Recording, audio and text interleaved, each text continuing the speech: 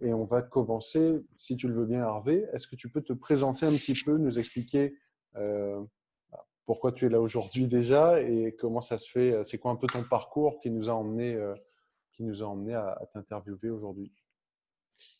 Ok.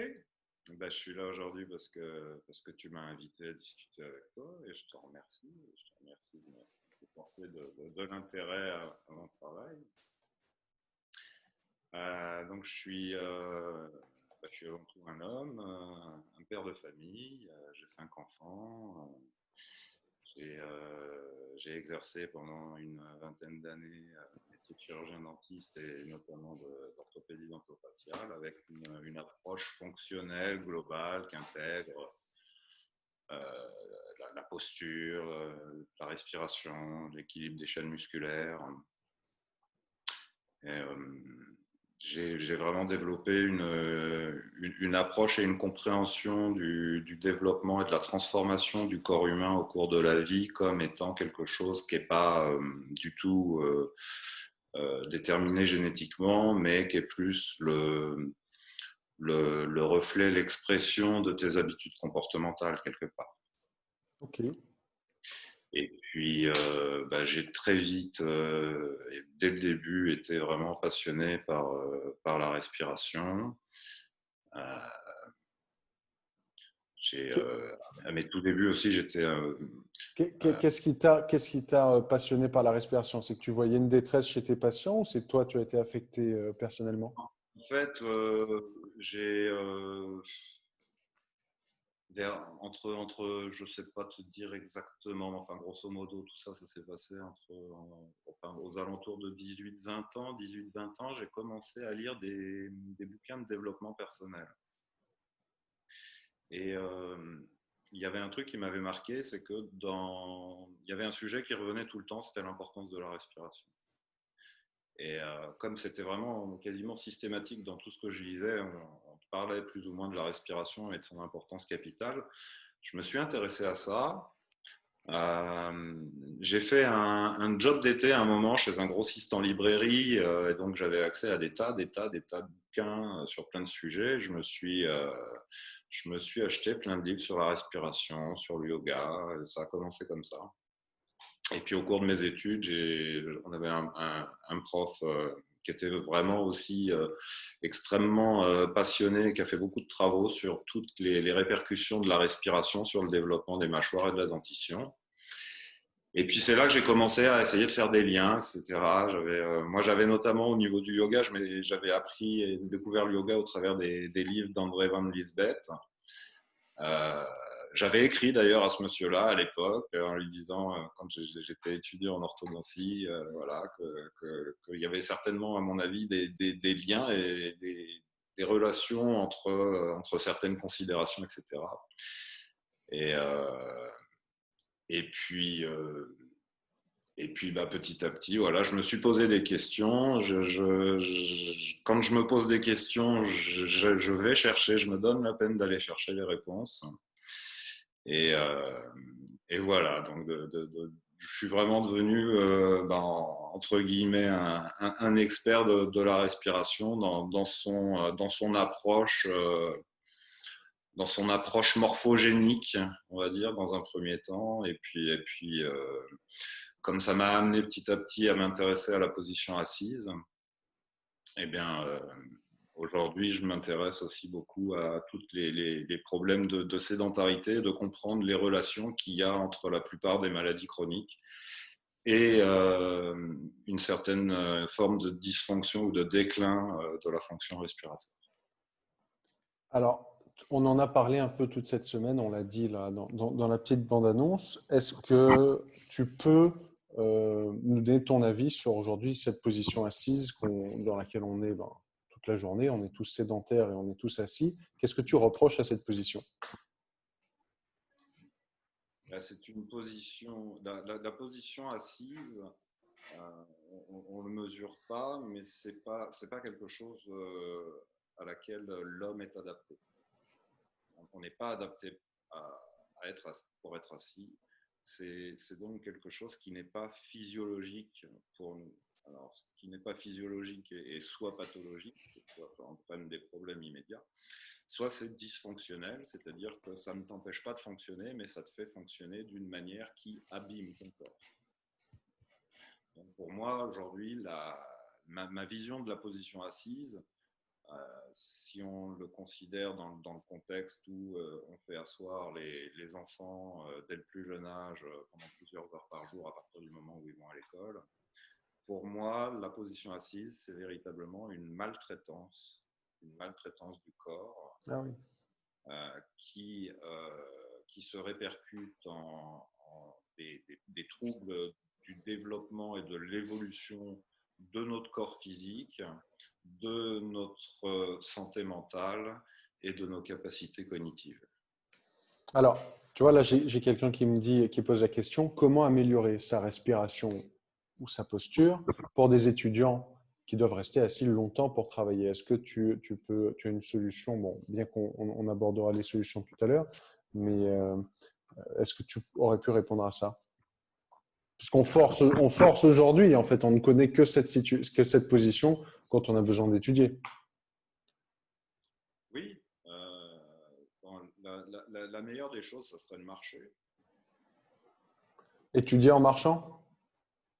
Oui, bah c'est ce qui se faisait à l'époque, hein, avant que les écoles existent. Les enseignements se transmettaient du maître à l'élève ou au disciple en marchant. Bon, c'est vrai qu'aujourd'hui, on est amené à beaucoup travailler sur des ordinateurs.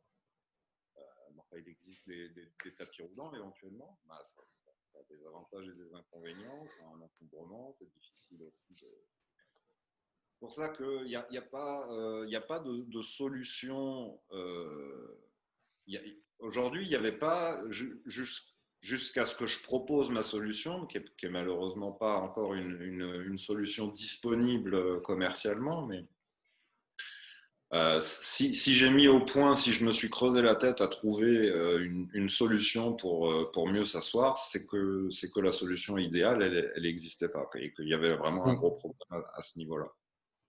Donc, à l'heure d'aujourd'hui, ce qu'il faut recommander, c'est et ça, on rejoindrait des recommandations d'ordre général. D'une manière générale, il faut bouger son corps, remuer son corps, activer son corps le plus fréquemment possible et au maximum toutes les périodes d'inactivité physique, c'est-à-dire si tu es devant ton ordinateur ou si tu es dans ton canapé, idéalement, voilà, il faudrait au moins toutes les demi-heures se lever un petit peu et remuer un petit peu ton corps. Et si possible, en particulier pour l'aspect respiratoire, faire quelques respirations les plus profondes possibles et étirer, ouvrir, assouplir la cage thoracique. Qu'est-ce que tu reproches à la position assise et son influence, ses conséquences sur notre respiration? On a deux impacts. Il y a deux critères importants dans qui font que la position assise est profondément néfaste. D'une part, la position. Quand tu es assis, tu es plié en deux au niveau du bassin. Et ton centre de gravité est très très proche du support, de l'appui. Donc, tu es dans une position qui est très très stable et qui permet à ton corps de se relâcher. Et donc, en fait, on a un phénomène d'arrondissement du dos, hein, le dos qui s'arrondit, et on a un écrasement du compartiment abdominal entre le bassin et la cage thoracique. Alors, ça peut être intéressant à ce moment-là de montrer les petits schémas que tu m'avais envoyés. Est-ce que ça te dit qu'on le fasse maintenant? Oui, notamment peut-être celui-là. Voilà, là on voit bien. Celui-là, ouais. Voilà, par exemple, donc là on voit la différence de position assise entre une chaise classique et puis moi, les solutions que je propose. Et donc, on voit bien que la colonne vertébrale, donc, qui est décrite généralement comme en forme de C en position assise, hein, et donc, on a une fermeture du corps qui entraîne un écrasement et une compression du contenu abdominal et qui entrave du coup complètement le bon fonctionnement du diaphragme et la cage thoracique qui est complètement verrouillée par la syphose thoracique. Donc, on a en position assise des performances respiratoires qui sont considérablement inférieures à la respiration normale, sans effort, quand on est en position debout. Oui, et là, quand je lis varices, problèmes circulatoires, hypertension, fatigue cardiaque, stress cervical, ah non, mais en fait, là, c'est juste sur la position assise, c'est quand même dingue tout ce que ça influence, en fait, cette détresse respiratoire, en fait. Bah, en fait, il n'y a même pas tout là. Non, Il y a de tout y avoir. Mais effectivement, mais par exemple, tu vois, les problèmes de circulation, les problèmes de varices, ça aussi, c'est un problème qui est lié à cet écrasement de la sangle abdominale, si tu veux. En fait, c'est quand tu vois un tuyau d'arrosage, tu vois que si tu l'écrases ou si tu le plies en deux, le l'eau débit, il est réduit, ouais. beaucoup plus de pression pour que l'eau puisse passer. Et ben, en compressant, en écrasant le compartiment abdominal, en se mettant en position assise, on crée un nœud en fait au niveau du retour veineux qu'empêche le sang de remonter au cœur. Mais tu vois, à contrario des gens qui restent toute la journée assis, mais des gens qui restent toute la journée debout dans une station debout, mais qui sont statiques aussi, ce ne serait pas bon non plus. Quand tu es debout, tu es quand même en oscillation. Donc, tu as une stimulation de l'activité musculaire. Ce n'est pas une activité majeure, mais quand tu es debout, tu as quand même une tonicité musculaire qui se traduit par des oscillations du corps autour de ton centre de gravité. Et ces stimulations-là sont de nature, sont déjà suffisantes pour considérablement améliorer le fonctionnement du corps entre la position debout et la position assise. Maintenant, une position debout où on va dire tu serais appuyé contre un mur, c'est plus du tout la même chose.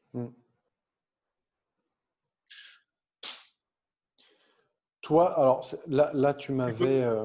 Par rapport à toutes les pathologies qui peuvent être en relation avec l'inactivité physique et donc en particulier la position assise, hein, puisque aujourd'hui il faut bien comprendre que quand on parle de sédentarité au sens scientifique du terme, on parle de position assise. Ok. La sédentarité, d'un point de vue scientifique, aujourd'hui, ça ne signifie pas le fait de faire ou de ne pas faire de sport. La sédentarité, c'est le temps que tu passes assis en inactivité physique, c'est-à-dire avec une dépense énergétique inférieure à 1,5 fois la consommation d'énergie que tu as au repos complet.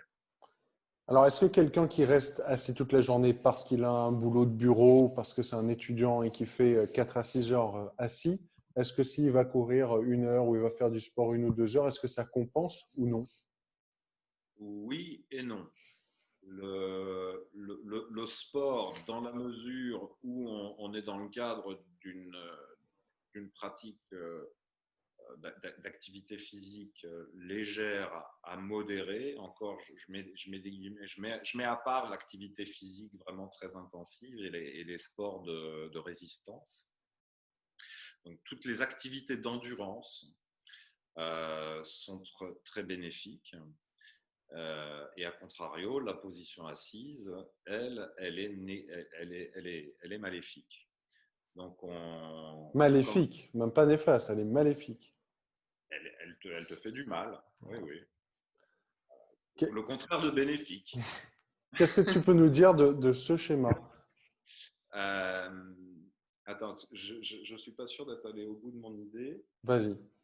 Oui, donc la compensation de l'activité physique du temps passé assis par l'activité physique, si tu veux. Donc le temps que tu passes assis, il te fait du mal. Le temps que tu passes à faire de l'exercice, il te fait du bien.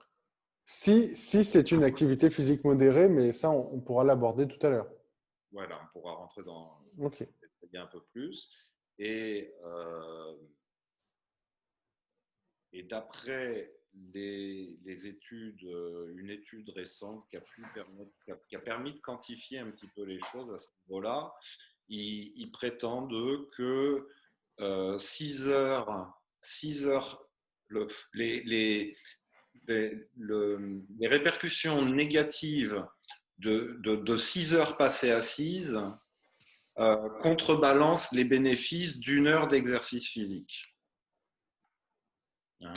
Donc, grosso modo, il faudrait faire 10 minutes d'exercice pour chaque heure passée assise pour être à zéro.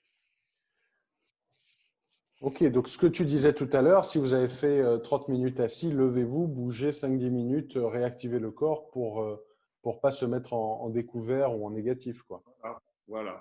Mais en ayant bien à l'esprit que, je veux dire que peu de personnes prendront 5 minutes toutes les 30 minutes pour faire un peu d'exercice. Euh, Par contre, se lever vite fait, faire 3-4 pas, s'étirer la cage thoracique en levant un peu les bras 2-3 fois, faire 4 ou 5 grandes respirations. Voilà, ça peut être très vite fait. Il faut bouger son corps et restimuler et redonner, penser à faire des respirations plus profondes. Voilà comment on peut essayer de compenser au compenser. mieux le temps passé assis. Bah, Et puis, pour finir sur cette approche-là, voilà, il faut bien s'enlever du crâne des concepts qui n'ont plus lieu d'être à l'heure d'aujourd'hui avec les connaissances qu'on a. Euh, si tu bosses assis, que quand tu rentres du boulot, tu es dans le canapé, c'est pas en faisant du sport le samedi et le dimanche que tu vas rattraper le coup. ok. Qui plus est, en plus, si tu fais n'importe quoi, que tu vas t'essouffler, te crever, voilà. Je trouve que dans l'esprit des gens, et en particulier dans les personnes qui se sentent affectées, qui ont envie de faire des efforts, de se remettre en forme, de se remettre en condition, de vouloir tout faire trop fort, trop vite, et du coup, ça a des répercussions qui sont pires que le résultat attendu, et puis qui souvent découragent la personne dans ses bonnes résolutions. Ben, c'est le problème. Moi, je le voyais beaucoup au cabinet. C'est des gens qui font pas de sport depuis des années et qui, après des années d'arrêt, se surmotivent. Et vu qu'ils se surmotivent, ils se disent en un mois, je vais tout donner, et ils se crament et ils se blessent. Et Voilà. on est reparti sur un cercle de un an sans faire de sport. Et Il faut vraiment que le reconditionnement, la reprise de l'activité physique, il faut vraiment faire ça en douceur, sans se faire violence, sans se fatiguer, sans trop faire d'efforts. Ce qui est important, c'est de bouger, de remuer son corps et de faire des respirations profondes. Après, tout le reste va venir tranquillement. Mais si t'as pas fait de sport depuis longtemps, que tu es affecté par la sédentarité, je veux dire que le corps s'est transformé, les muscles se sont modifiés dans leur fonctionnement énergétique, ils sont plus fatigables, ils sont plus fragiles, la blessure est plus facile. Donc, si tu te remets à faire du sport violemment ou si tu fais pas de sport de la semaine et que tu fais un sport violent le week-end comme du squash ou certains sports vraiment très, très, très violents, badminton, des choses comme ça, le sport d'appui, quoi, des chocs beaucoup répétés. Ouais. plus de te faire du mal et de te blesser que de te faire du bien. Je trouve ça profondément dommage que des gens pleins de bonne volonté voient leurs efforts non récompensés parce qu'ils ne s'y prennent pas de la bonne manière. Bah, ça, je l'ai vu, par exemple, pendant le confinement. J'avais jamais fait ça de ma vie. J'ai toujours fait du sport, foot, tennis, etc. Et pendant le confinement, vu qu'on avait droit qu'à la marche, en quelque sorte, bah, j'allais marcher tous les jours. Et pendant 2 mois et demi, j'ai marché tous les jours. Et les bénéfices étaient assez dingues de juste marcher. Et parfois, ouais, on n'a pas besoin de s'éclater très fort pour se faire du bien, quoi.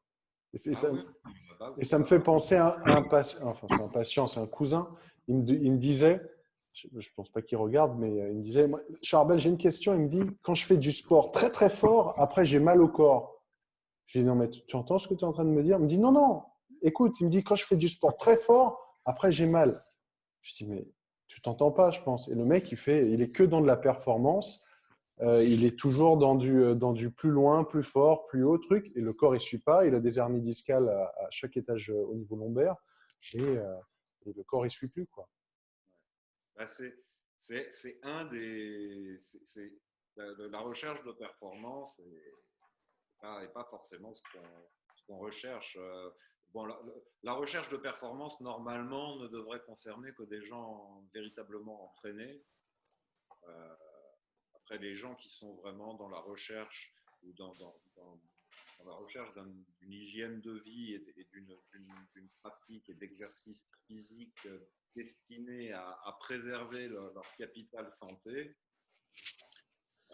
voilà, une séance de sport, ça ne doit pas te fatiguer, ça ne doit pas t'épuiser et ça ne doit pas générer de douleur. Mais tu parlais d'environnement tout à l'heure. Et je pense que c'est peut-être ça. C'est-à-dire qu'il y a des gens qui arrivent à générer des grosses performances parce qu'ils le font depuis très longtemps ou qu'ils ont peut-être le corps. Mais le truc, c'est que par rapport à un sportif de haut niveau, ils n'ont pas le kiné tous les jours, ils n'ont pas l'ostéo, ils n'ont pas le temps de repos, de sommeil nécessaire, etc., en fait, qui ne suit pas, quoi. Est-ce que tu peux nous décrire un peu ce premier schéma? Alors ça, ce sont des illustrations qui mettent en évidence les, sur une vue de profil, donc un petit peu l'évolution, ce que j'appelle la dégradation ou la dégénérescence morphologique et fonctionnelle du corps, à laquelle on est tous plus ou moins et plus ou moins rapidement soumis. Euh, donc au milieu, on a, c'est le même bonhomme, hein, c'est exactement le même bonhomme dos à dos. Et puis on a une forme un type de dégradation vers la gauche et puis un autre type de dégradation vers la droite. Ce sont dans les deux cas donc le même type de dégradation, mais qui ne s'exprime pas exactement de la même manière selon les individus en fonction notamment de leurs préférences motrices, c'est-à-dire de la dominance tonique des chaînes musculaires par rapport à d'autres. Et là, d'un point de vue très théorique, si tu veux, sur le côté gauche, on a l'illustration type de la dégradation morphologique et fonctionnelle d'une personne qui a une prédominance des chaînes musculaires antérieures du tronc. Et puis sur le côté droit, on a plutôt le cas type théorique d'une personne avec une dominance des chaînes postérieures du tronc. Quand tu dis une dominance des chaînes postérieures, c'est une tonicité? Oui, une Ok. dominance tonique. Oui. Donc la personne pour faire… Dominance tonique et fonctionnelle, si tu veux. C'est ce qu'il faut comprendre par là, c'est que si tu veux la personne qui va être sur une dominance des chaînes postérieures va plus se reposer sur ses chaînes musculaires postérieures et va adopter une posture qui la met peut-être plus volontiers, si tu veux, avec alors je sais pas, je me vois pas dans l'écran. Ouais, c'est pas grave. Euh, tu, la personne de droite, par Attends, exemple, voilà, vas-y. la personne de droite, c'est, si tu veux, l'avant est par là. Si on prend le tronc, la personne de droite, c'est quelqu'un qui va être dominant sur ses chaînes postérieures, Dans le va dos. avoir une posture du tronc qui va être plus un petit peu penchée vers l'avant, si tu veux, la tête plus avancée que les épaules, que le bassin. Dans ces cas-là, elle repose plus sur ses chaînes postérieures. A posteriori, une personne qui va être plus dominante sur ses chaînes antérieures va avoir plutôt tendance à reculer la tête Et avoir le bassin en avant. et avoir le bassin et avoir une dynamique de marche, etc., qui est effectivement poussée par le bas et l'autre poussée par le haut. Ok. Euh, on retourne là-dessus. Est-ce que tu as dit ce que tu avais à dire sur ce schéma ou tu aimerais développer un peu plus?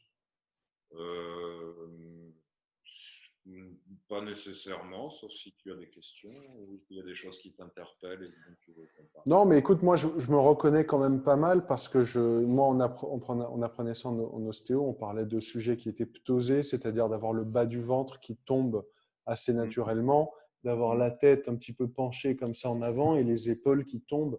Et c'est vrai que moi, dans la position assise, c'est une catastrophe. J'ai toujours été comme ça. C'est-à-dire que si je suis assis, je vais m'affaisser, je sens tout de suite une pression au niveau du diaphragme et j'ai toujours eu tendance euh, à m'asseoir sur mon dos. Tu vois, mais je me dis, quand je discute avec toi, je me dis que je le faisais peut-être pour me sauver. Tu vois, j'avais toujours tendance à me laisser tomber dans le fauteuil pour pas être plié, quoi. Est-ce que ça, c'est, tu penses, une sorte de correction que le corps voulait faire? C'est possible. En tout cas, ton corps, il cherche souvent la position la plus confortable et la plus performante d'un point de vue énergétique. Donc, c'est le bon compromis. Si, excuse-moi, j'ai encore un petit quelque chose à te Vas-y. dire. J'ai des détails qui peuvent intéresser des praticiens, des cliniciens. Sur le type dominance des chaînes antérieures, donc à À gauche, gauche. hein, ça, on a vraiment, c'est caractérisé par vraiment un affaissement majeur de la cage thoracique. Dans les deux cas, on voit bien qu'il y a une distension de la sangle abdominale. Ici, elle n'est pas représentée, mais dans les deux cas, on a également un affaissement du diaphragme. Et la grosse différence entre les deux types va être au niveau de la cage thoracique et au niveau de la relation entre le thorax et le cou. C'est-à-dire que donc, dans le type antérieur, va avoir la tête qui part de plus en plus en avant par rapport au dos. Et on a vraiment une cage thoracique qui va être de plus en plus affaissée et qui va avoir une mobilité de plus en plus réduite, à tendance en fermeture, hein, en écrasement et en fermeture. L'autre type de l'autre côté, donc au niveau du bas, c'est la même chose, sauf que lui, il cherche quand même toujours le dominant sur les chaînes postérieures, il cherche toujours plus quand même à chercher à ouvrir la cage thoracique. C'est les types que représente enfin, ça correspond à ce qu'on appelle en description anatomique les cages thoraciques en tonneaux. Et dans ce type-là, si tu veux, la dégradation s'accompagne aussi. On a dans l'évolution morphologique, on a petit à petit, si tu veux, le cou qui a tendance à disparaître, comme si la tête s'enfonçait et venait reposer directement sur la cage thoracique. Est-ce que c'est une bosse de bison que tu as essayé de représenter là, pour le sujet de droite? Oui, donc le dominant au niveau des chaînes postérieures, lui, il reste avec une posture. Il y a donc pas de syphose thoracique, même plutôt, il a tendance à avoir une rectitude au niveau du segment thoracique de la colonne vertébrale, et la compensation se fait beaucoup plus au niveau des cervicales. Et en général, sur ce type-là, c'est la jonction et l'épineuse de TH1 qui ressort énormément et qui fait cette bosse de bison. Et c'est le sujet de gauche. La Donc bosse de bison, en fait, si tu veux, le petit relief que tu me montrais, ça serait plutôt un petit bourrelet de tissu mou. Et ok. la bosse du bison, elle n'est pas très bien mise en évidence, mais elle serait juste en dessous, en fait. Ok. Mais est-ce que, donc ça c'est sur le sujet de droite, sur le sujet de gauche, donc sur qui est plutôt dominant sur des chaînes antérieures, c'est lui qui va présenter des hernies discales cervicales. Ah, les deux. Les deux. Ok. Dans les deux cas, il y a des contraintes mécaniques sur la colonne vertébrale qui sont de plus en plus importantes, et il y a de plus en plus de souffrances tissulaires, euh, des tissus intervertébraux dans les deux cas. Ok. Alors, il y avait un autre visuel, mais ça, je préfère qu'on le voit tout à l'heure quand tu nous présenteras aussi la solution que tu as inventée, parce que c'est aussi le but de l'émission, c'est de donner des solutions. On peut déjà en citer une, tu l'as dit tout à l'heure, c'est cette compensation en faisant une activité physique modérée pour remettre en circulation toutes les circulations, que ce soit la circulation du sang ou l'électricité ou lymphatique. Euh, alors, Puis, oui, vas-y. ouais, pourrais aussi évoquer le fait de s'asseoir sur un ballon. Le fait de s'asseoir sur un ballon, à condition d'être actif, parce que sur un ballon, tu es quand même aussi capable de trouver ton point d'équilibre et puis de te relâcher. Mais si tu es dynamique sur ton ballon et que tu te balances d'avant en arrière ou que tu t'amuses et que tu joues de droite à gauche, bon, tu auras toujours quand même une tendance à avoir le dos arrondi de la position assise. Donc, parce que il y a vraiment deux aspects à corriger dans la position assise, c'est la mauvaise posture et l'inactivité, le fait d'être passif et dans une mauvaise posture. Donc le ballon permet d'être actif éventuellement, volontairement actif, tu ne l'es pas. C'est-à-dire qu'il faut se balancer dessus, c'est ça? Voilà. Et voilà, c'est déjà moins pire, c'est déjà beaucoup moins pire qu'une position assise prolongée statique. La question que j'ai, tu avais dit tout à l'heure qu'il y avait dans cette position assise donc la compression au niveau du bassin, mais il y a aussi cet affaissement sur le diaphragme. Je sais qu'au centre du diaphragme, c'est un carrefour en fait vasculaire et nerveux.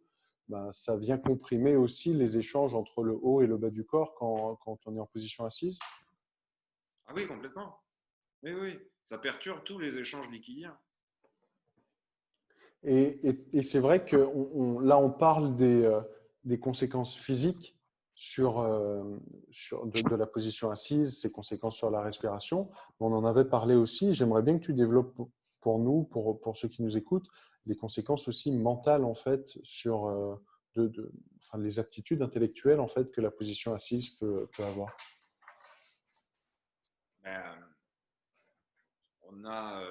En fait, on se retrouve en hypoventilation, en fait, en quelque sorte, quand on est assis. On respire beaucoup moins d'air que quand on est debout. Bon, d'un autre côté, on consomme moins d'énergie, mais on a quand même tendance à moins éliminer de dioxyde de carbone. Et donc, ça a des répercussions qui sont majeures sur le fonctionnement du cerveau. D'ailleurs, c'est des sujets qui sont un petit peu d'actualité et même pas mal controversés par rapport au masque. Mais moi, selon mes connaissances, si tu veux, il suffit d'une très faible augmentation du taux de dioxyde de carbone dans l'air que tu respires pour avoir des conséquences et diminuer le fonctionnement et l'activité du cerveau. C'est pour ça que tu avais fait ta vidéo au mois de juillet, donc c'était pas pour faire la polémique sur le masque, c'était pour, comme tu dis, pour faire cette balance bénéfice-risque sur les conséquences du port du masque. Est-ce que tu veux, tiens, on pourrait partir là-dessus, parce que je trouve ça quand même très important, vu que tout le monde est très à cran sur le port du masque. Est-ce que tu aurais voulu qu'on puisse commenter ces diapos? Écoute, ce qu'il faut comprendre, c'est que ce qu'il faut comprendre aujourd'hui, c'est ce que je disais un petit peu dans la vidéo. Je pense qu'il faudrait peut-être mieux renvoyer à la vidéo que j'ai faite, qui est somme toute très complète, peut-être trop synthétique peut-être pour le commun des mortels. Mais, Non, mais on l'avait mise, mais c'est vrai qu'elle est. Ok, je la remettrai quand même. Il y aura tous les liens, de toute façon, sur le replay de cette vidéo. ouais. Mais bon, si tu veux qu'on passe un petit peu de temps là-dessus, oui. J'aimerais qu'on passe quand même un peu de temps là-dessus. Donc, si tu remontes, ce qu'il faut qu'on. Sur le premier tableau, tout en haut, sur le premier tableau, là, on voit les décès en fonction des causes au niveau mondial. Et donc, voilà, c'est clair et net. Je veux dire, ça saute. C'est aussi clair que le nez au milieu de la figure. Les deux grosses causes de mortalité sont en numéro 1 les maladies cardiovasculaires et en numéro 2 les cancers. Ça, c'est au point de vue mondial. Sachant que dans les pays riches, en général, la cause numéro 1, c'est plus les cancers que les maladies cardiovasculaires, et que dans les pays modérément riches ou pauvres, eh bien du coup, enfin voilà, au final, au niveau international, c'est quand même la cause numéro un de décès, quasiment un décès sur trois, c'est les maladies cardiovasculaires. Et ensuite, ce sont les cancers. Il faut avoir globalement à l'esprit que 9 décès sur 10 sont dus à des maladies non contagieuses. Et les 10% restants, ce sont les maladies contagieuses, les accidents de la route, les suicides, les choses comme ça. Non, enfin, non, oui, les accidents de la route. Est-ce que dans le pourcentage, là on voit un pourcentage qui est énorme, comme tu dis, de maladies cardiovasculaires et de cancer, quelle est la part de responsabilité d'une détresse respiratoire dans ces maladies? On ne le sait pas, c'est pas évalué. Ce qu'on sait, et ça clair et net, c'est que toutes les affections chroniques, le facteur, l'indicateur, le marqueur clé, le marqueur royal pour déterminer ton risque de mortalité ou ton risque de développer ce type de maladie, c'est la capacité respiratoire. C'est plus que toute autre question, par exemple par rapport aux maladies cardiovasculaires, on a l'habitude de considérer effectivement que le risque numéro un, c'est l'hypertension artérielle. Mais l'hypertension artérielle se développe aussi avec le déficit, avec le déclin respiratoire. Donc, si tu veux, on dit que la cause des maladies cardiovasculaires, c'est l'hypertension artérielle, mais l'hypertension artérielle, c'est une conséquence du déclin respiratoire.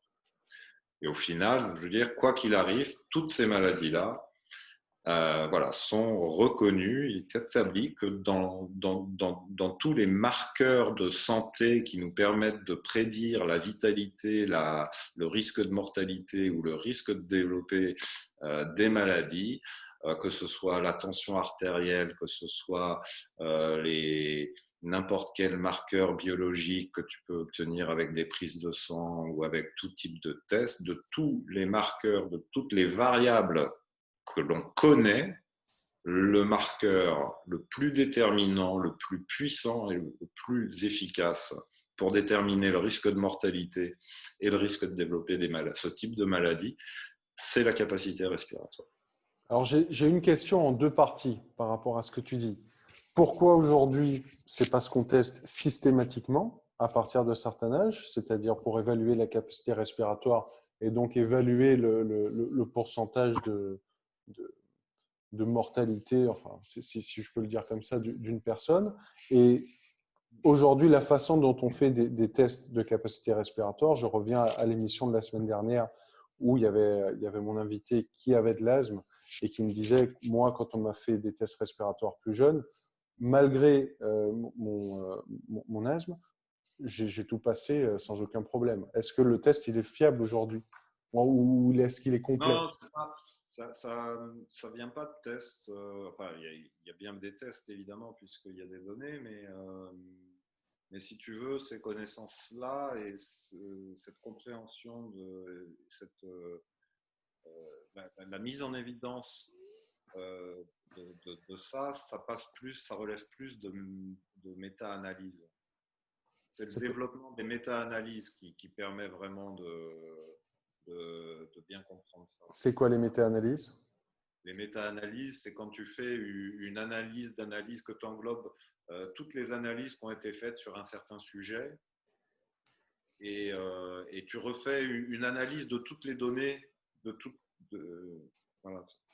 Oui, mais bon, le patient lambda que je reçois, qui a de la tension, du cholestérol et du diabète, en général, s'il ne présente pas visuellement de détresse respiratoire, on ne lui fait jamais passer un test d'effort ou de capacité respiratoire. Bah non. Non, c'est très peu pratiqué, ouais. C'est pratiqué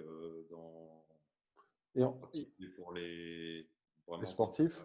quand tu as un problème cardiaque ou pour les sportifs de haut niveau, en dehors de ça, c'est rare que tu fasses un test d'effort, hein. Parce que c'est le coût, c'est le temps, c'est quoi le problème? Ça, je ne saurais pas te dire, mais effectivement, c'est un examen qui demande du temps, de l'équipement, des ressources humaines. C'est pas, ça sort pas tout seul avec la prise de sang, quoi.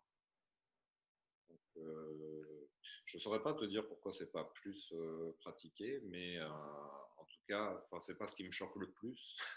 Je pense que, mais Qu'est-ce qui te choque le plus? oh non, on va pas rentrer là-dedans. Ce que je veux dire, c'est que voilà, il faut bien comprendre que quand je parle de, je te le rappelle, je pense que tu fais la nuance, mais quand je parle de capacité respiratoire, je parle bien de capacité à consommer de l'oxygène, ce qui n'est pas la même chose que la capacité pulmonaire ou la capacité ventilatoire. Donc, par exemple, quand tu fais de l'asthme, on va te faire des tests ventilatoires, on va peut-être te faire une rhinomanométrie, on va te faire des examens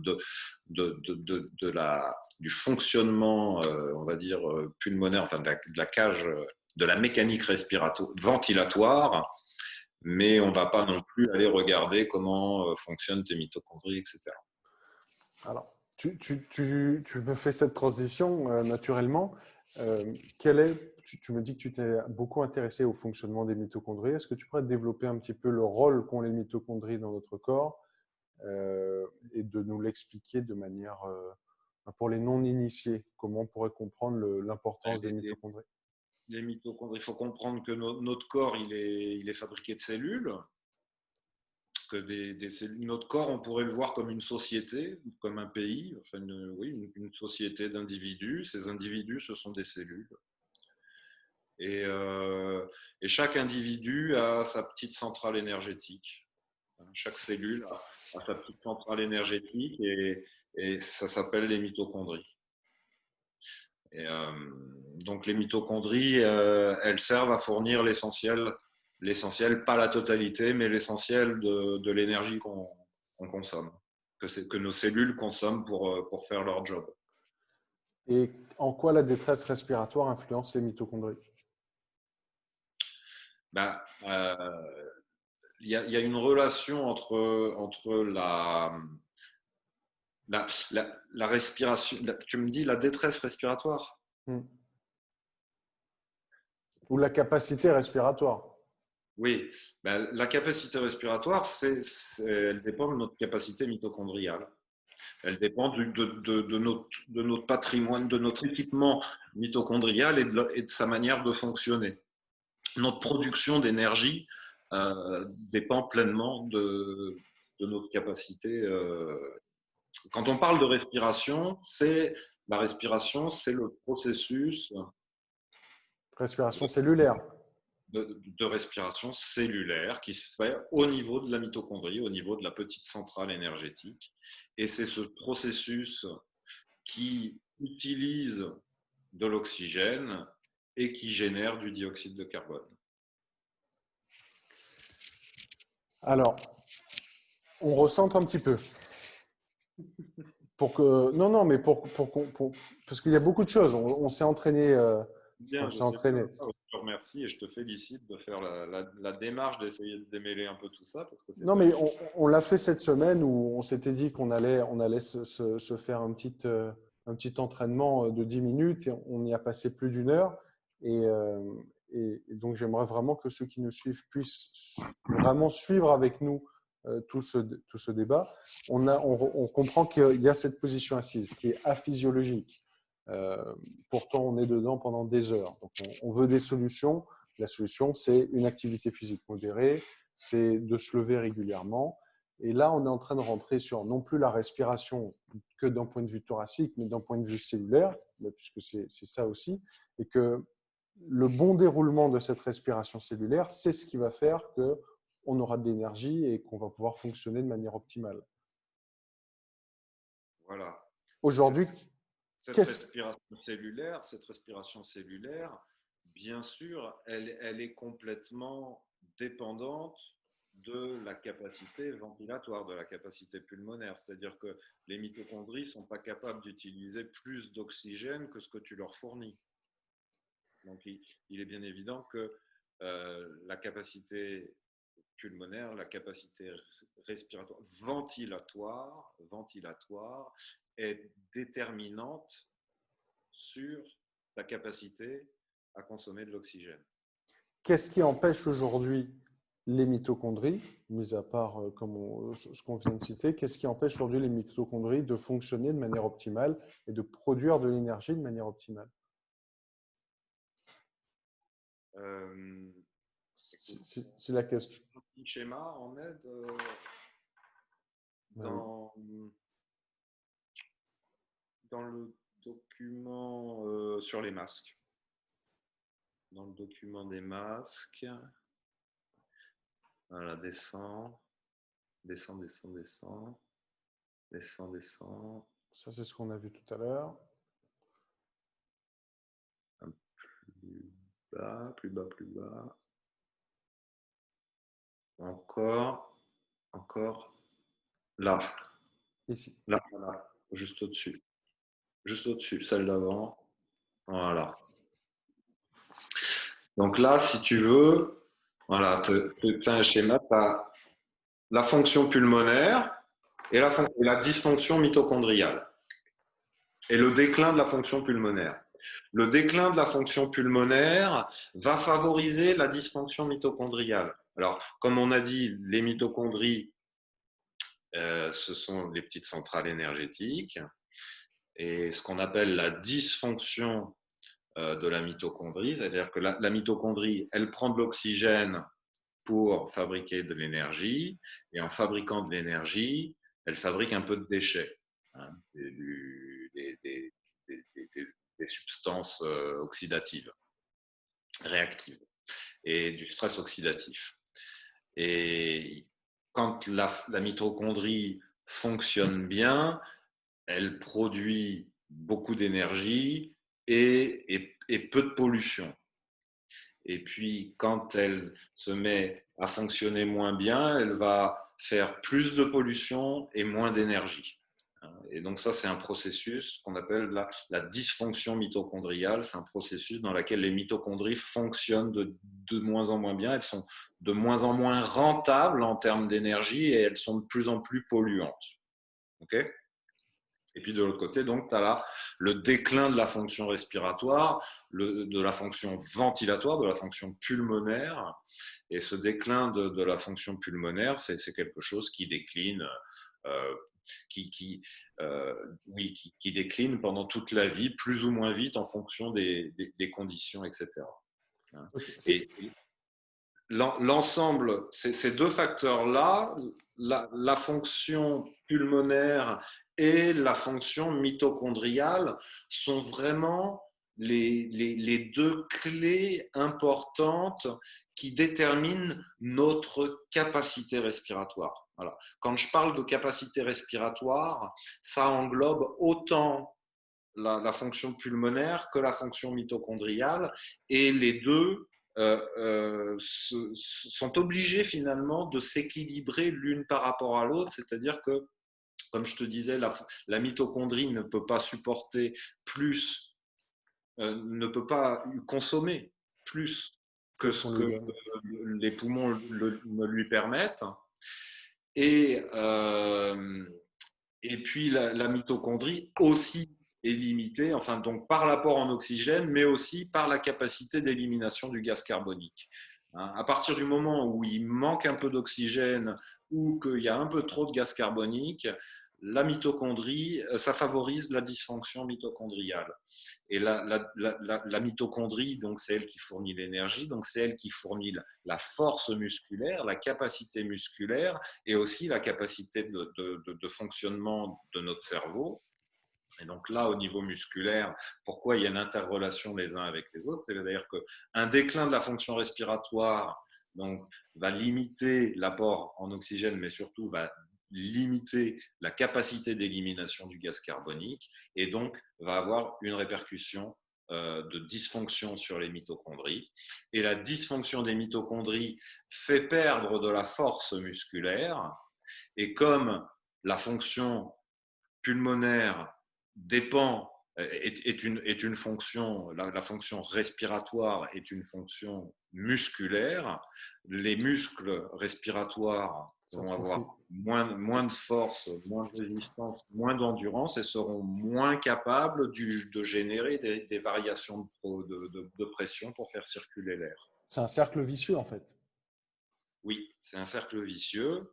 Et donc, si tu veux, si on prend les choses globalement, sans être obligé de décortiquer d'un côté qu'est-ce qui est mauvais pour la fonction pulmonaire et qu'est-ce qui est mauvais pour les mitochondries, si on regarde dans son ensemble, ce qui est mauvais pour tout ça, puisque ce qui est mauvais pour l'un est mauvais pour l'autre.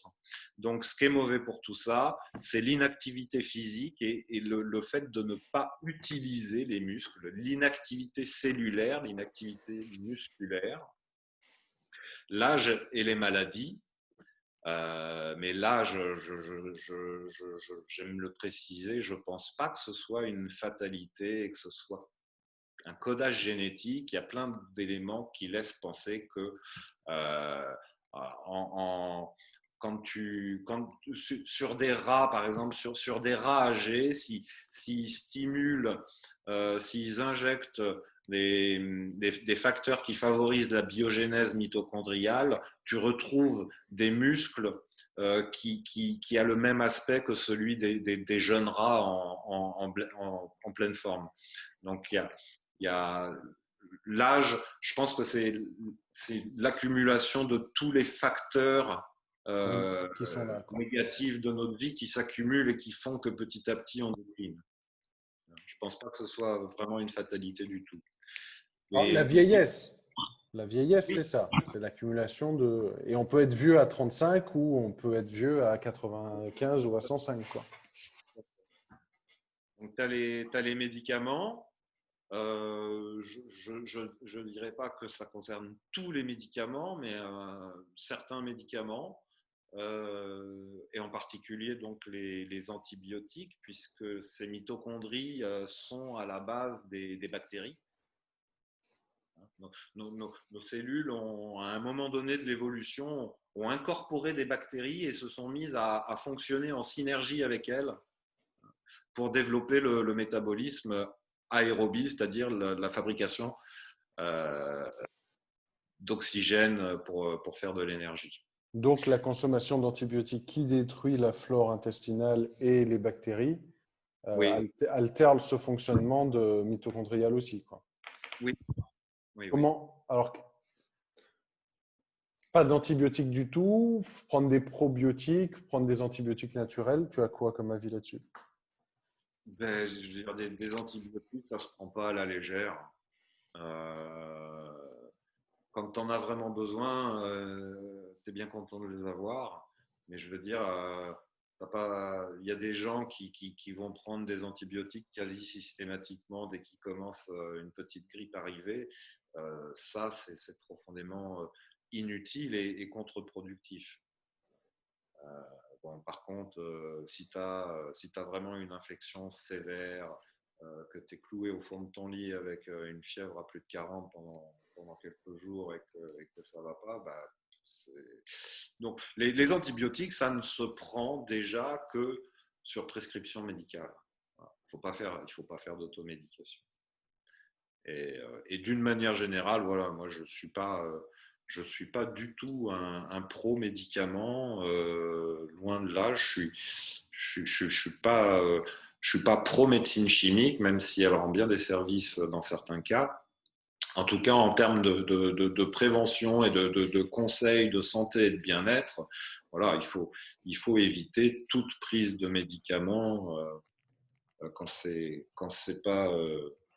pas nécessaire. Je dirais que dans la plupart des cas, justement, la plupart des symptômes qu'on développe tous les jours et qui génèrent la prise de médicaments, la fatigue, la douleur, le stress et le mauvais sommeil, eh ben, tout ça, ce sont des conséquences d'une mauvaise respiration et d'un déclin respiratoire bien plus important voilà, de se reprendre en main dans des bonnes habitudes de vie que de consommer des médicaments qui vont faire que ça va être de plus en plus compliqué. Mais bon, ça, c'est toujours le même débat, c'est-à-dire on veut la petite pilule magique qui nous permet de continuer dans notre fonctionnement habituel plutôt que de remettre en question notre environnement et notre hygiène de vie. Bien sûr, c'est du confort. Tu prends le poison et tu as du plaisir à consommer le poison. Et si tu as soi-disant un antidote, c'est pas vraiment un antidote. Ça va pas t'empêcher de souffrir, ça va pas empêcher les effets du poison, ça va juste empêcher les signaux d'alarme la plupart du temps. C'est ça. Tu éteins l'alarme, mais tu laisses les voleurs à l'intérieur.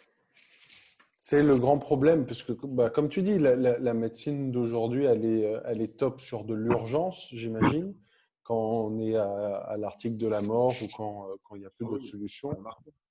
Mais faire du préventif avec une médecine d'urgence, c'est là qu'on atteint vite les limites, quoi. Donc, dans ce qui est mauvais encore, ben, tu as la pollution de l'air, le manque de sommeil, les hormones du stress, le manque d'oxygène, l'excès de dioxyde de carbone, le stress oxydatif, l'inflammation et l'obésité. Alors, ce n'est pas une liste exhaustive. Je veux dire que je suis à peu près convaincu qu'il y a d'autres facteurs qui peuvent affecter ça, notamment tout ce qui est vibratoire ou électromagnétique, mais j'ai pas fait de recherche poussée sur ce sujet-là. Mais au fond de moi, je pense qu'il y a aussi, voilà, tout ça pour dire que la liste qui est là n'est pas exhaustive, mais ce sont les principaux points. En tout cas, où ça c'est clair et net, il y a beaucoup de données sur le sujet. Ça, c'est que des choses qui sont bien validées. alors j'aimerais qu'on reparte sur les solutions qui sont offertes, enfin, qui sont à notre disposition aujourd'hui pour pouvoir contrer cette position assise, cette sédentarité. Et pour répéter, sédentarité, c'est pas les gens qui font pas de sport, c'est simplement d'être dans une position assise prolongée. Les solutions, toi, tu en avais trouvé une, si tu veux en parler un tout petit peu. C'est ce qui c'est comme ça que tu avais démarré en tout cas. Est-ce que tu peux parler un peu de la ceinture que tu avais inventée il y a quelques années? Ouais. Donc, c'était en 2010.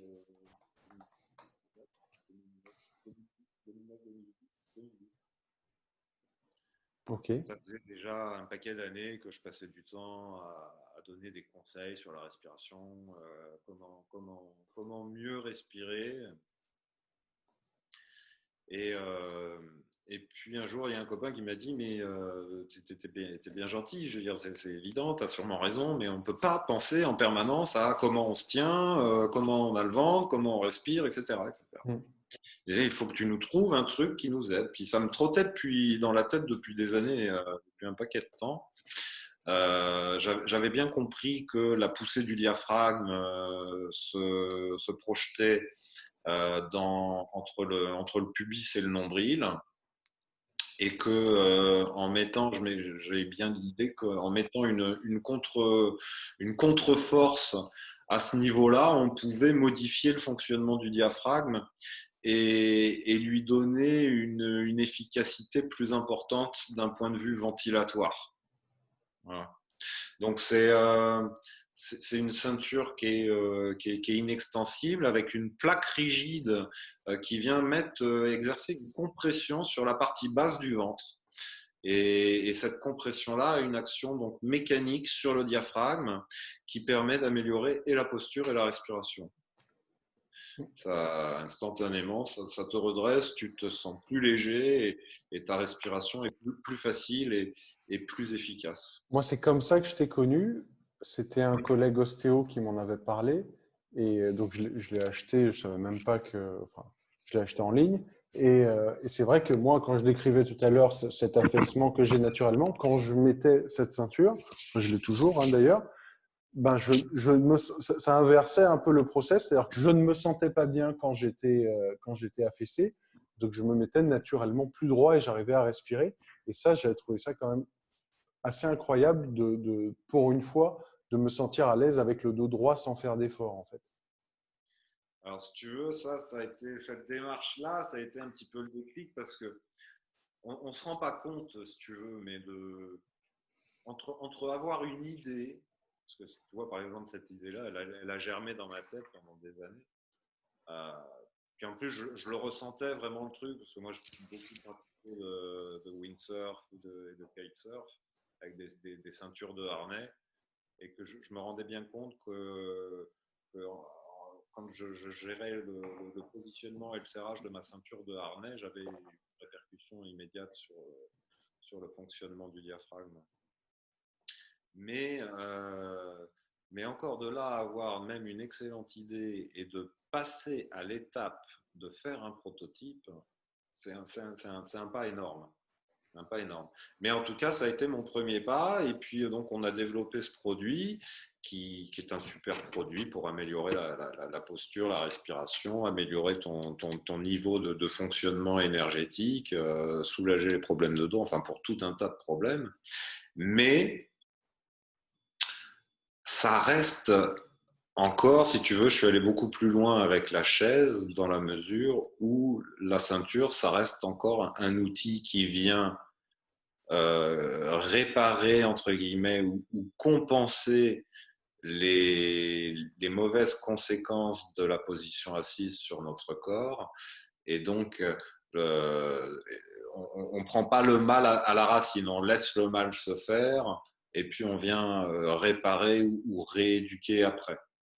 Euh, c'est pour ça. Alors, j'étais quand on faisait la promotion de ces ceintures ou que je les faisais essayer, etc. Donc, systématiquement et de plus en plus, plus ça allait dans le temps et plus j'arrêtais pas de donner des conseils aux gens pour être bien assis avec la ceinture. C'est vrai que la ceinture peut aider à être bien assis, mais à la condition seulement que tu fasses vraiment un effort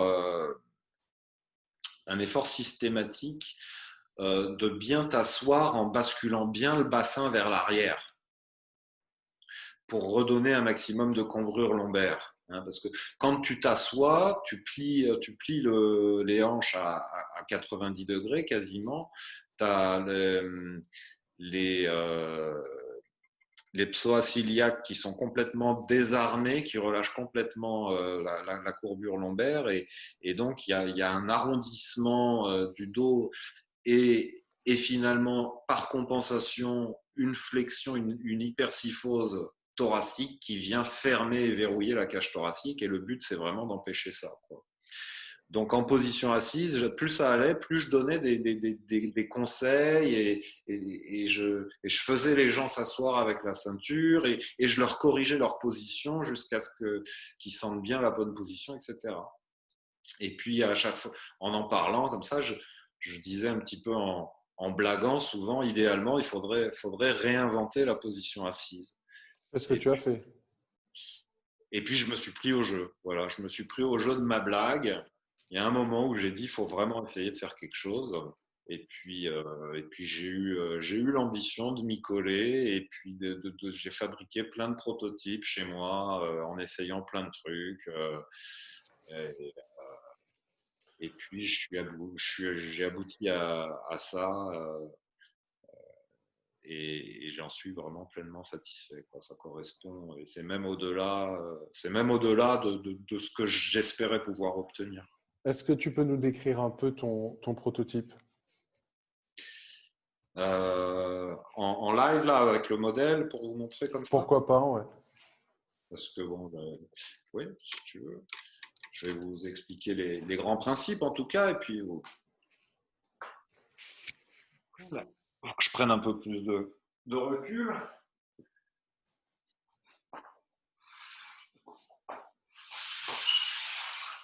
Là, voilà. Tu vois là? On voit pas correctement. On te voit toi, mais pas la chaise. Il faudrait peut-être baisser un tout petit peu. Exactement. Là, on voit. C'est parfait. Ok. Donc ça, c'est la chaise que tu as inventée. Voilà, ça c'est mon bébé. Mon petit bébé. Donc, en fait, bon, je vais vous la montrer. Je vais démonter le. Je vais la basculer. Je ne sais pas si vous voyez, là, la selle est très spéciale. Ça se voit là. Mmh. Vous voyez. Donc, on a deux moitiés de selle, un dossier, et on a un support à bascule. Alors, le support à bascule, il peut être amovible, et on peut aussi mettre le système sur roulette ou sur un pied fixe ou sur toutes sortes de pieds. Mais si tu veux, dans mon concept, la version moi que je préfère et qui me semble être le mieux, c'est cette version à bascule. Donc vraiment, le principe de mon système, c'est d'exploiter le poids du corps de l'utilisateur pour obtenir une force de correction au niveau lombaire qui permet de redonner un bon alignement spinopelvien. Okay. Donc en fait, pour comprendre, quand tu t'assois, le poids de l'utilisateur génère une force dynamique dans le dossier. Qui le force à se redresser. Qui t'oblige à te redresser. Ok. Voilà. Donc le système utilise le poids de l'utilisateur pour compenser les contraintes mécaniques de la flexion de la hanche et redonner à la colonne vertébrale et au bassin l'alignement idéal de la position debout. Et le fait que ce soit à bascule, c'est pour qu'il n'y ait pas une position statique, même si elle est physiologique, qu'il y ait une position physiologique plus un… Dessus, là, comme je m'assois là, je ne repose pas tout mon poids, là, je repose sur mes jambes, j'ai le dos arrondi, là, je relâche le poids sur mes jambes, et du coup, ça me redresse automatiquement. Et donc, tu pourrais rester en statique ou ça va automatiquement commencer à osciller? Alors, donc, le dossier, il a tendance à te pousser un petit peu vers l'avant. Mmh. Alors, si tu veux, donc, on peut ajuster pour avoir plus ou moins de poussée. On a des molettes de réglage. C'est-à-dire que, bon, là, il est bien réglé pour moi, donc j'ai pas besoin, je suis parfait, je n'ai pas besoin d'ajuster, c'est impeccable. Et donc, quand tu es bien réglé, tu as une petite poussée quand même du corps vers l'avant qui fait que tu as toujours une légère pression sur les jambes. Mmh. D'accord? Alors, cette pression, il faut qu'elle soit présente, hein, mais il faut qu'elle soit facilement supportable. Et puis, en fait, voilà, après, du coup, tu es vraiment en liberté pour te balancer comme tu en as envie.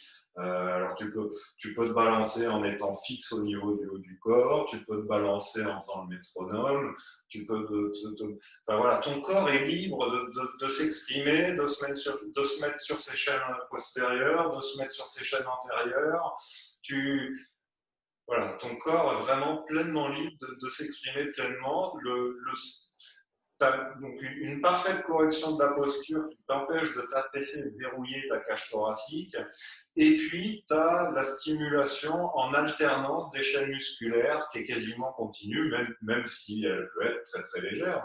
Mais tu es tout le temps en train de gérer ta posture. La posture, elle n'est pas passive. Elle est faiblement active, mais elle est active. Tu ne vas jamais t'affaisser sur cette chaise, quoi. Ah, si elle est bien réglée, non, tu ne peux pas t'affaisser. Tu peux pas. En fait, si, tu peux, mais tu es obligé de forcer du coup. Un peu comme la ceinture, finalement. C'est que tu inverses la physiologie complètement.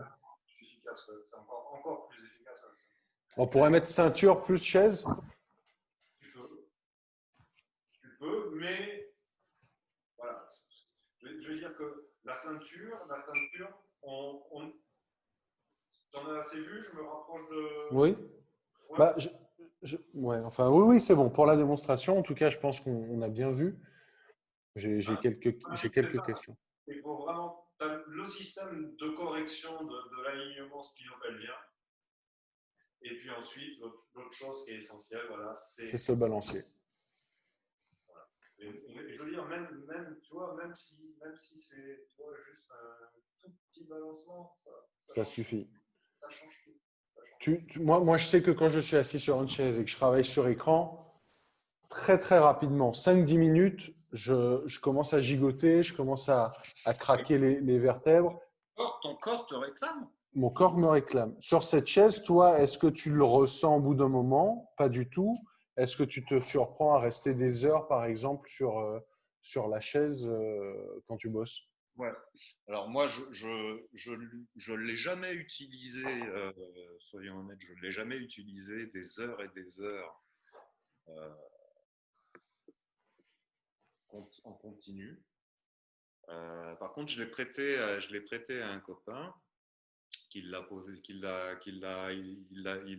l'a testé pendant 4 jours au boulot en permanence, tous les jours, et, euh, et il a adoré. Il a adoré. Il m'a dit, tu vois, des choses, par exemple, qu'il avait l'habitude, dès qu'il avait un coup de téléphone, normalement, systématiquement, il se levait de sa chaise et puis il marchait. Il donnait ses coups de téléphone en marchant. Et il a été surpris de constater que du coup, avec cette chaise-là, il se levait plus pour ses coups de téléphone. Ok. Tu vois? Et voilà, ça change vraiment tes journées. Tu n'as pas envie, une fois que tu y as pris goût, tu n'as vraiment plus envie de repasser sur autre chose. Mais bon, voilà, je vous donne envie, mais je peux pas la vendre pour encore. Pour l'instant, mais en tout cas, ouais, je suis quand même content que tu. Voilà. C'est pas encore prêt à 100%, mais je suis quand même content qu'il y ait ces prototypes et qu'il puisse y avoir dans pas longtemps des solutions. Parce que comme tu dis, là c'est pas demain qu'on va commencer, on va recommencer à enseigner avec un maître et un disciple qui marchent sur un Non, sentier au bord de la forêt. non, non, tout à fait. Non, ouais. Même au début, enfin, je veux dire, avant de me lancer dans cette démarche, j'ai eu pas mal de réflexions. Ma première des réflexions, c'était de me dire, bah, il faut plus être assis. Bon, bah, faut plus être assis, faut plus être assis. C'est pas facile. C'est pas évident quand tu es dans un système où la position assise a pris tellement d'importance. C'est très compliqué. Ça serait une remise en cause vraiment tellement profonde de notre société, de sa manière de fonctionner, que ça paraît très, très, très compliqué.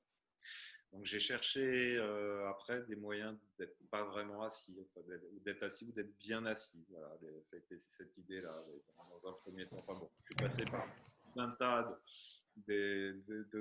d'expériences, de prototypes, d'essais, de tout un tas de systèmes. Et je te dis là, voilà, ça m'a vraiment apporté vraiment la pleine satisfaction. Je suis très, très, très content d'avoir abouti à ça. Pour, Et là, on protège vraiment utilement quoi, la personne assise. C'est-à-dire qu'au lieu de te faire du mal en étant assis, tu te fais du bien. Tu vois. C'est inverse complètement les données du processus. C'est-à-dire que, voilà, comme on disait tout à l'heure, une personne qui passerait qui passerait 6 heures de sa journée assis, et 6 heures, c'est assez peu hein, pour les moyennes aujourd'hui. Si tu veux, en général, dans les études, ils distinguent les gens qui passent moins de 3-4 heures par jour assis, qui sont des gens qu'on va qualifier de faiblement sédentaires. Les gens qui passent 6 à 8 heures par jour assis, qui vont être qualifiés de moyennement sédentaires. Et puis les gens qui passent plus de temps encore assis, c'est fortement sédentaires. Une personne qui travaille dans un bureau, en général, passe volontiers plus de 12 heures par jour en étant assis. Et surtout que maintenant, tu te lèves plus pour aller à la photocopieuse, vu qu'elle est connectée à l'ordi. Non, c'est vrai, tu as tout autour de toi, quoi. voilà. Alors attends, j'ai fait un petit. C'était pour dire quoi? Oui, c'était pour dire que donc voilà, au final, si tu as passé 6 heures de ta journée assis, pour être à zéro, pour pas nuire à ton corps, il faudrait au moins faire 1 heure de sport. Et une heure de sport où tu te fais pas mal. Et ben là, si tu passes 6 heures à bosser en étant assis là-dessus, et ben, tu n'as même pas besoin d'aller faire du sport. Bon, j'espère qu'elle va sortir rapidement cette chaise et que cette vidéo pourra réveiller des gens qui veulent être partenaires et qui veulent t'aider aussi à pouvoir la faire sortir au plus vite. Toutes les bonnes volontés et toute l'aide est plus que bienvenue. Il y a des gens qui veulent s'impliquer dans ce beau projet. Je suis à votre disposition. Je fais un petit récap de tout ce qu'on a raconté aujourd'hui. La position assise, elle est aphysiologique. Aujourd'hui, on reste trop souvent assis. On a cet affaissement de la cage thoracique et du diaphragme. On respire de moins en moins bien, mais pas que cette respiration thoracique, cette respiration cellulaire. Et ça cause tout un tas de conséquences, des conséquences et qui provoquent des pathologies chroniques aujourd'hui, on l'a vu tout à l'heure, que ce soit cardiovasculaire, que ce soit notre état de fatigue, que ce soit d'autres. Ouais. Et aujourd'hui, bon, ben voilà, la prise de conscience, elle est là. C'est que même si vous n'avez pas la chaise révolutionnaire du docteur Hervé Thomas, levez-vous régulièrement, allez marcher, faites une activité physique, pas pour vous faire du mal, au contraire pour remettre en circulation un petit peu tout le fonctionnement de l'organisme, puisque en gros, c'est ça en fait. Le corps s'éteint quand on reste assis trop longtemps. Complètement. Complètement. Le, Et vraiment, ça ressort dans beaucoup d'études. Hein, un tout petit moment d'exercice, ça fait la différence. Moi, j'ai eu le témoignage d'un. Bon, là c'est vrai que je change de sujet, mais je veux le témoignage. C'est quelqu'un qui m'a appelé, qui avait vu la bande-annonce et qui m'a dit putain, si j'avais vu ça il y a quelques années, tu sais, il avait vu dans la bande-annonce, j'avais mis l'extrait où tu parlais des déformations que tu peux observer en cabinet. Lui, s'était fait opérer de la mâchoire, il avait dit, et que ça n'avait pas changé énormément, en énormément de choses finalement à sa façon de respirer. Et, euh, et finalement, ouais, lui, ça l'a beaucoup touché de se dire, putain, si j'avais su ça il y a 10 ans, j'aurais peut-être commencé à corriger ma posture, j'aurais peut-être commencé à corriger ma façon de m'asseoir pour éviter l'opération, quoi. Voilà, oui, si on veut comprendre ça comme ça, si tu veux, moi, en fait, j'ai essayé d'aller…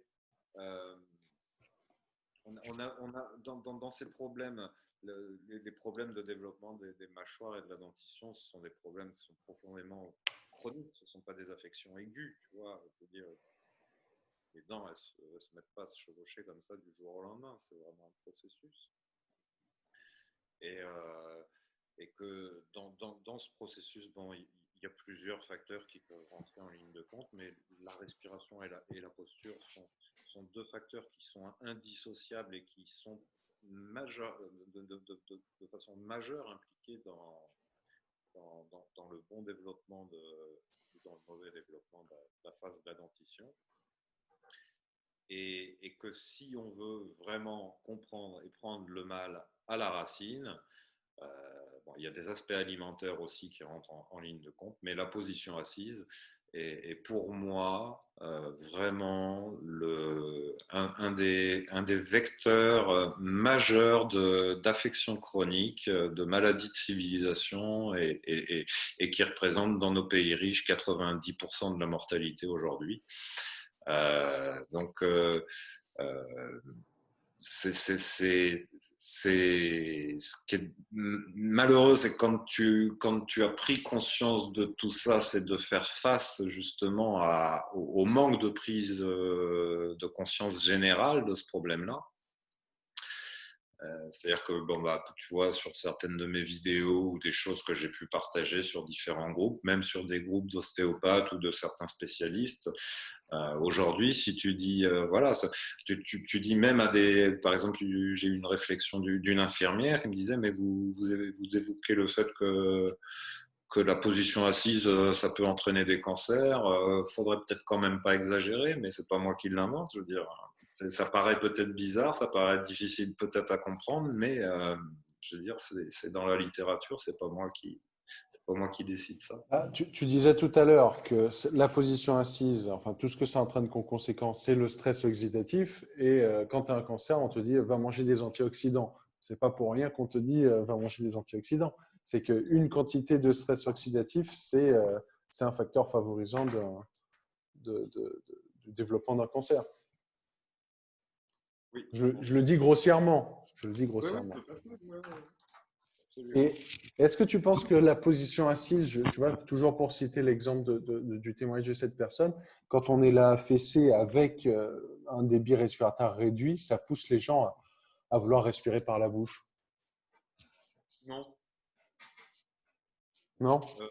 ou pas directement. À la longue, oui, si tu veux. Comme en fait, plus ta respiration va devenir superficielle et moins elle est efficace. Donc, pour compenser, tu es obligé de respirer beaucoup plus. Tu me suis? Ouais. Et donc, si tu respires plus, tu augmentes le débit. Et si tu augmentes le débit, tu augmentes les contraintes et tu peux franchir le seuil de contraintes qui t'obligerait éventuellement à recourir à une ventilation par la bouche. Ok. Et c'est quoi les conséquences que toi tu as pu observer de respirer par la bouche de manière prolongée sur des mois, voire des années, pour des personnes qui ont des rhinites, des sinusites et donc un encombrement? On sait que c'est plutôt dysfonctionnel, que ça entraîne des tas de problèmes, euh, notamment au niveau des cervicales. Ça se traduira dans le temps par des cervicalgies. Tu as des problèmes très locaux sur la santé des gencives et tout ça aussi qui sont à prendre en compte. Alors, il y a des effets aussi sur le fonctionnement du cerveau, c'est-à-dire que le fonctionnement du cerveau, il est affecté au niveau respiratoire. On a plusieurs voies de compréhension. Il y a, si tu veux, à l'époque où je faisais mes études, on était vraiment beaucoup plus focalisé sur la question de la thermorégulation cérébrale et du rôle de la ventilation de la respiration par le nez dans le refroidissement du cerveau. Et on expliquait, alors c'est un mécanisme, ça existe, hein, c'est vraiment une approche qui peut être aussi un petit peu discutée, c'est-à-dire qu'on ne sait pas si les effets viennent vraiment de ça ou du fait de l'accumulation de CO2, parce que les signes sont à peu près comparables. Mais voilà, la respiration par la bouche, dans tous les cas, quels que soient les mécanismes par lesquels ça se produit, notamment, ce qu'il faut comprendre, c'est que ça affecte profondément le fonctionnement du cerveau Oui. et la qualité du sommeil. Pas physiologique de respirer par la bouche du tout. C'est pas physiologique de respirer par la bouche au repos. Au repos, oui. Donc, dans des activités comme la natation, il ne faut pas respirer par le nez, j'imagine bien. Et il y a beaucoup de cas, que ce soit la respiration par la bouche aussi, ou que ce soit des problèmes d'hypertension finalement qui ne vont pas être perceptibles nécessairement dans la journée parce que ça va être uniquement nocturne. Tu peux avoir une respiration qui se fait sans difficulté par le nez dans la journée et dès que tu vas être allongé avec la pression sanguine un peu plus importante au niveau des muqueuses, tu peux avoir une obstruction plus ou moins importante qui peut, du coup, il y a des gens qui respirent bien par le nez debout et puis dès qu'ils sont allongés, ils sont plus capables et ils sont obligés de passer par une respiration par la bouche. Et à partir du moment où tu as une respiration par la bouche, bah, tu vas avoir une dégradation de la qualité du sommeil, une baisse d'accès au sommeil paradoxal, qui est le sommeil de l'intégration et de l'apprentissage. Et donc tu es limité, tu es bridé dans tes capacités de mémorisation, d'apprentissage, de capacité cognitive d'une manière générale. Ouais. Et c'est pour ça peut-être aussi que de plus en plus de personnes sont appareillées pour de l'apnée du sommeil. Ah, c'est une folie. C'est une folie, bah oui. Ça explose cette maladie, c'est fou. Bah, quand tu regardes, enfin, on n'a pas redétaillé toutes les courbes, hein, c'est intéressant de regarder ça dans les courbes, de voir avec l'évolution des années quelles sont les causes des facteurs de risque les plus importants et les causes de mortalité qui évoluent. Les troubles obstructifs du sommeil, c'est un fléau, c'est incroyable. Et c'est vraiment l'expression. Voilà. Ce qu'il faut comprendre, c'est que vraiment le déclin respiratoire, il aboutit au final, ça se termine par un décès.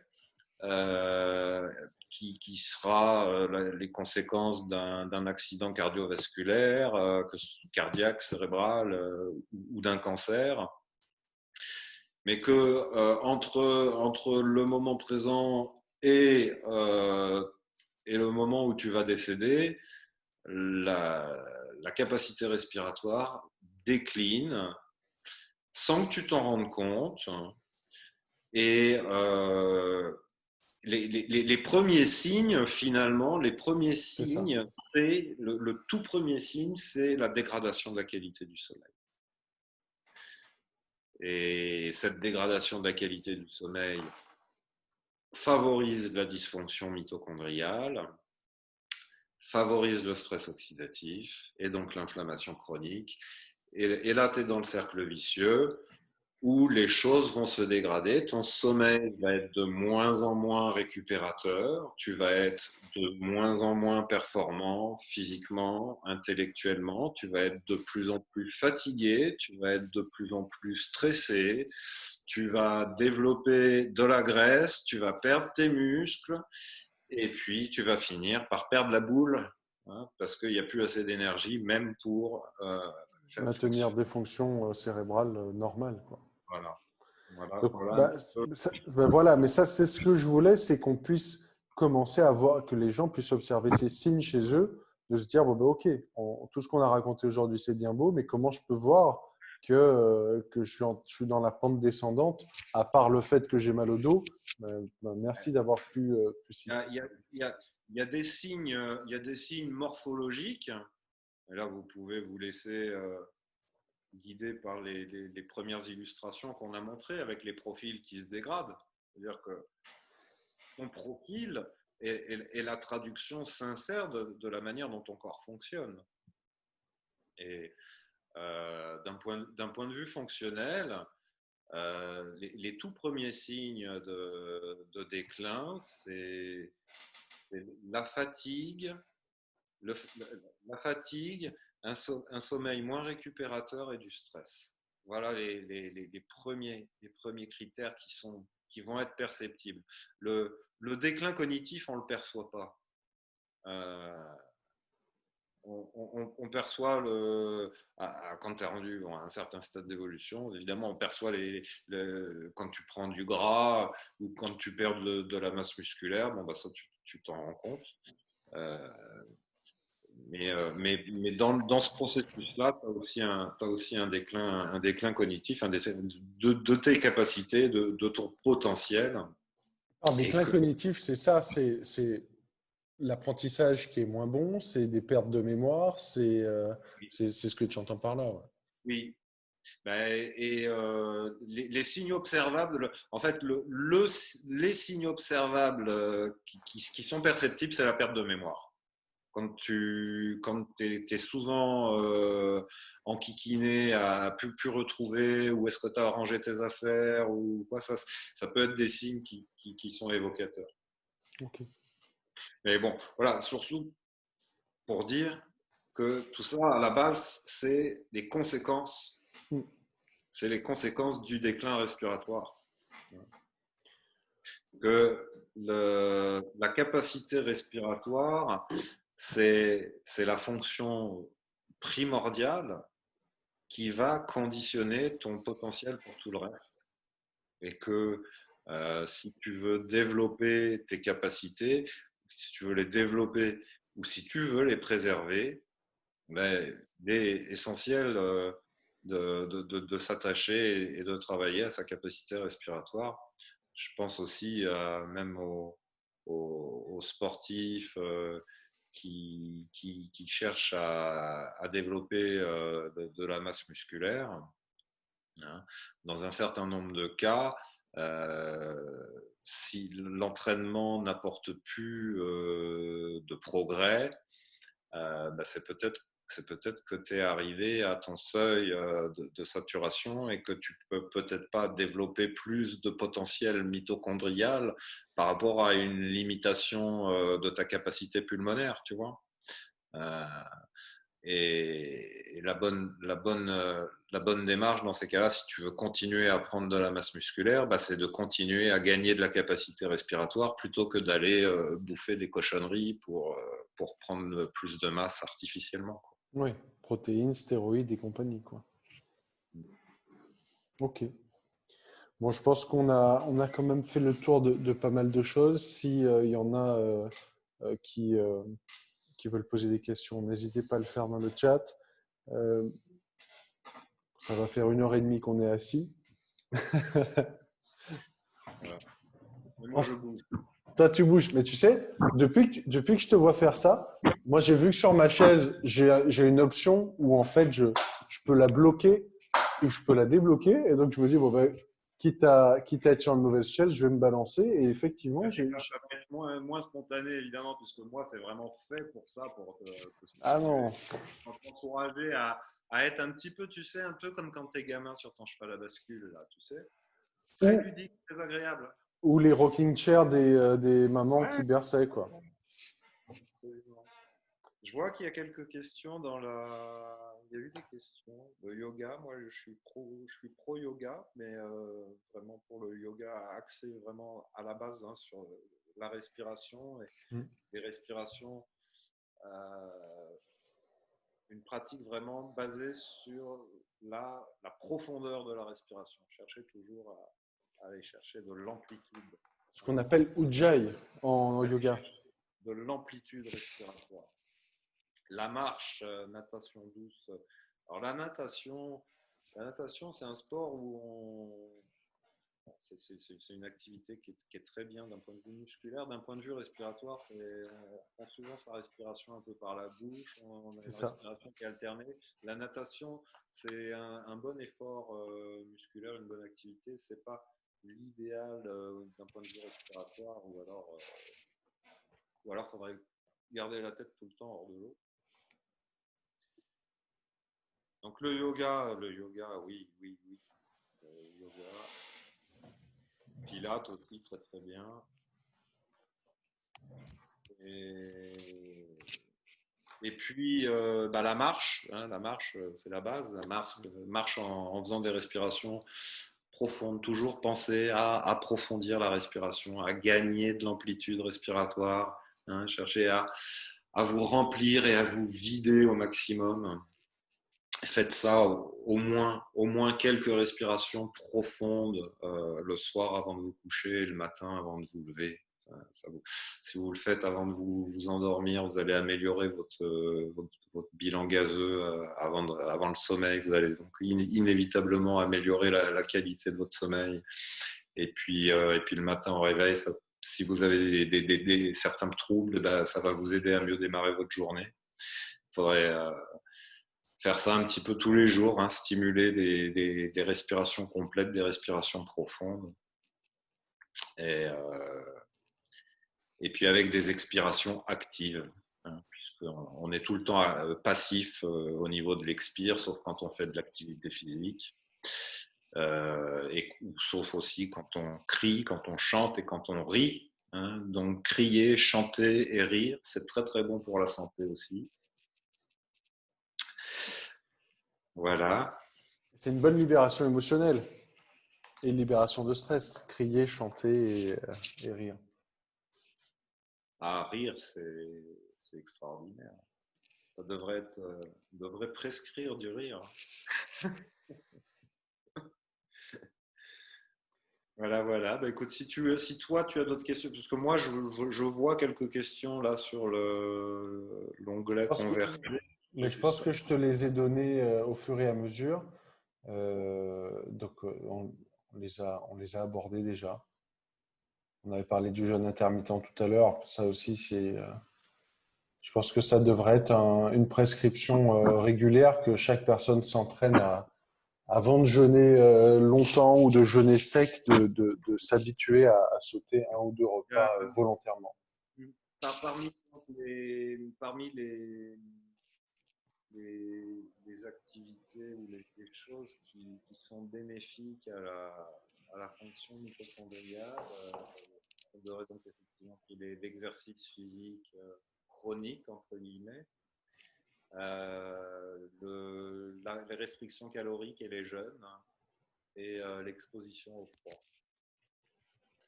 Oui, donc prendre des douches glacées pour ceux qui ne sont pas à Montréal. Oui, enfin, dans le glacé, chacun fait comme il le peut, mais le fait de t'exposer au froid est plutôt bénéfique pour la fonction mitochondriale. Et toutes les conséquences. Et quoi? J'ai pas entendu la fin? Et toutes ses conséquences. Et toutes ses conséquences. Ouais. Bah, écoute, Hervé, merci beaucoup. J'espère que c'est pas la dernière qu'on fait ensemble. Euh, et- On a quand même survolé pas mal de sujets, pas mal de choses. Donc peut-être que tu vas voir dans ta communauté s'il y a peut-être des sujets qui mériteraient d'être approfondis ou d'être traités séparément. Ce serait l'objectif. Je pense qu'on pourrait se concentrer sur. Je sais que toi, tu pourrais faire plus de 2 heures sur juste les mitochondries. Donc, ça pourrait être intéressant de se choisir des sujets et de se les faire, pourquoi pas, petit à petit. Avec grand plaisir.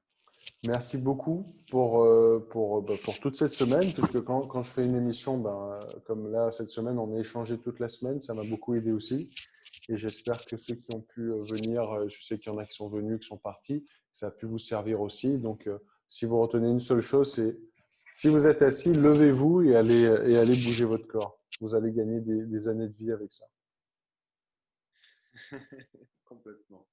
Pour te donner un ordre d'idée, pour ceux qui n'hésitent pas à utiliser les comparatifs, pendant un moment, ils ont beaucoup dit, ils ont beaucoup publié en disant la position assise, c'est le nouveau tabac. Ah oui.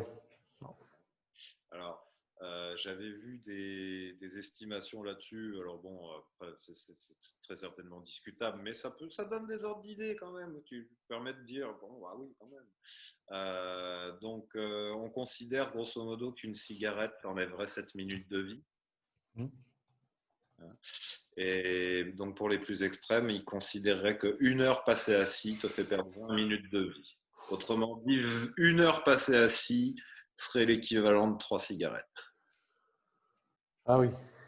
Donc, on peut fumer, mais en marchant. Ah, si tu fumes assis, c'est très très mauvais. Si tu fumes assis et que tu manges du sucre, c'est ça qui est encore plus mauvais. Ça. Ouais. Oui, on n'a pas abordé On n'a du pas tout. abordé ça. Mais effectivement, ouais, faudrait, ça serait peut-être intéressant si on se focalisait peut-être un petit peu plus sur l'hypercapnie et la gestion des interactions qu'il y a entre la glycémie et l'hypercapnie. C'est des choses intéressantes aussi. Mais bon, Non. il faut. On se fera ce petit sondage et moi je ferai ça semaine prochaine. On se fera un petit sondage des différents thèmes que nous on a abordés et que dans une prochaine vidéo, on puisse aborder le thème qui intéresse le plus les spectateurs.